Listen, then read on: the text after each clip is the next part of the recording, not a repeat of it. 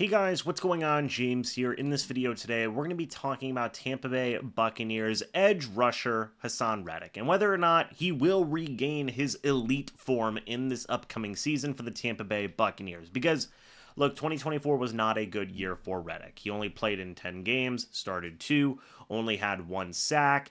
Really, last year feels like a wash, all things considered, okay? And the previous 4 seasons before that 2024 season with the New York Jets, you saw phenomenal production from Reddick. In 2020 with the Cardinals, he started 11 games, had 12 and a half sacks, 16 quarterback hits. 2021 with the Panthers, started 16 games, 11 sacks, 18 quarterback hits. Pretty darn impressive. Then the following season, 2022, Pro Bowl, All-Pro second team. He was 4th in Defensive Player of the Year voting. He had 16 sacks, 5 forced fumbles, and 26 quarterback hits. Then in 2023, his last season with Philadelphia, started 17 games, had 11 sacks, got a Pro Bowl as well. That is the elite prime form that we saw from Reddick, right? Those 4 seasons, that chunk of his career was peak Haason Reddick, right? And then he had that down year with the Jets. And I've talked about that situation a lot. And to be blunt, the New York Jets were a circus last year, okay? I think a lot of my colleagues, even as Jets YouTubers, would admit that the Jets were an absolute circus last year. And it was not a healthy environment for any player to be in, really, from the coaching staff to the front office to ownership to possibly even the locker room as well. It was just a disaster last year, right? That's why I said at the beginning that I feel like last year was a wash for Haason Reddick, because I feel like last year was not an indication of Haason Reddick declining as a player. It was purely the circumstances around him. And I could be completely wrong about that evaluation, right? The Buccaneers didn't have to give Haason Reddick a lot of money. He is certainly on a prove-it deal type of contract, right? He is 30 years old, about to be 31 years old at the start of this upcoming season. He's only got a couple more years left in the tank before he's probably going to call it a career, right? So there may be some type of decline in there, as well as the circumstances from last season that just created a really bad scenario, right?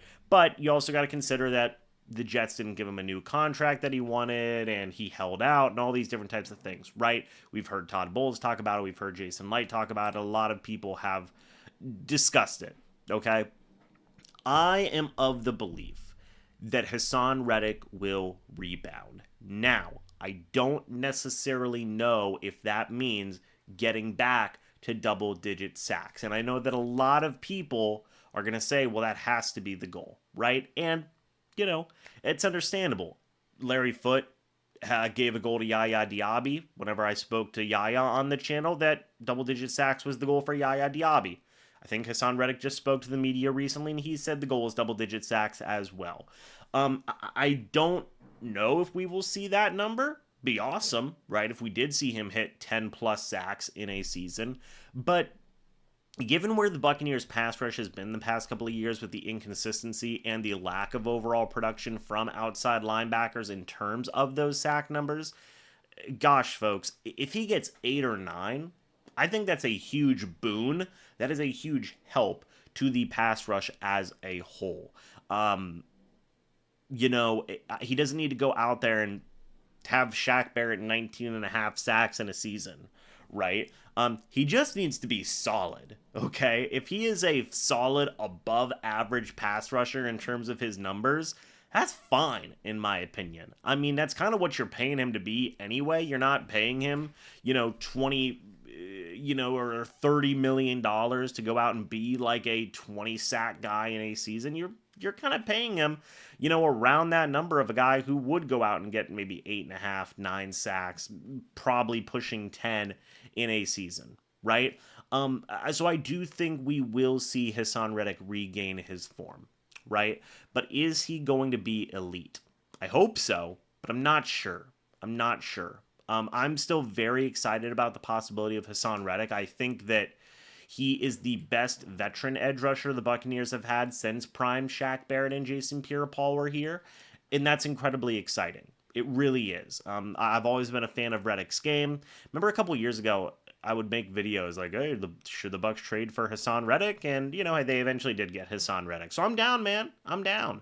And I do think he will return to form in some way, shape.